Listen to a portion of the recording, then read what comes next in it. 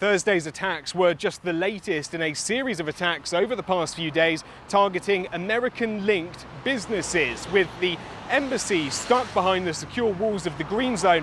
The most obvious target for any anti-US dissatisfaction here in Baghdad is these American brands like KFC, like Caterpillar.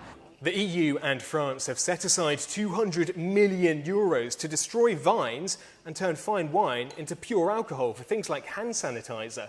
The reason is there's too much wine being produced, which means growers can't get a good price. But it's not because they're growing more than ever, they're actually growing less. The change, experts say, is what people are drinking. In France, more beer, less wine, and especially less red. That's a travesty for places like the Bordeaux region, which specialises in growing red grapes. So producers are trying to find new markets abroad and start marketing campaigns. But in the meantime, the grapes are getting the chop.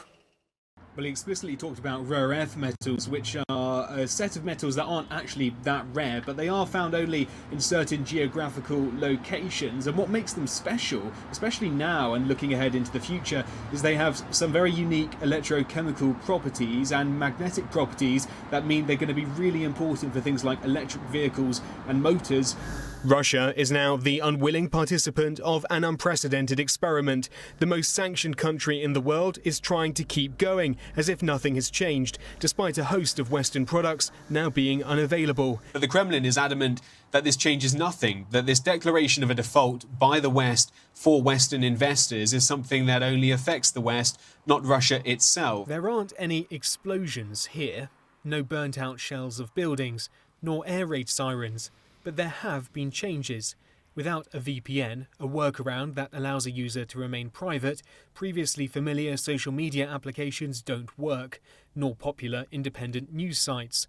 On the ground, McDonald's is now Vkusny Tochka, and Starbucks is a Stars coffee. You can still get familiar products, usually imported through third countries, but you're just as likely to see a domestically produced alternative.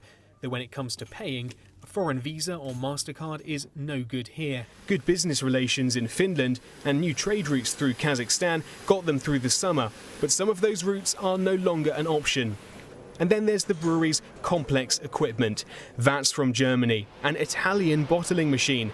One breakdown, a potential recipe for disaster. To get the stuff out of the ground and turn it into usable currency, Baghdad offers oil companies the right to extract it. Until recent years, European and American oil majors had a significant presence in the country, but in 2024, all new foreign licenses went to Chinese companies.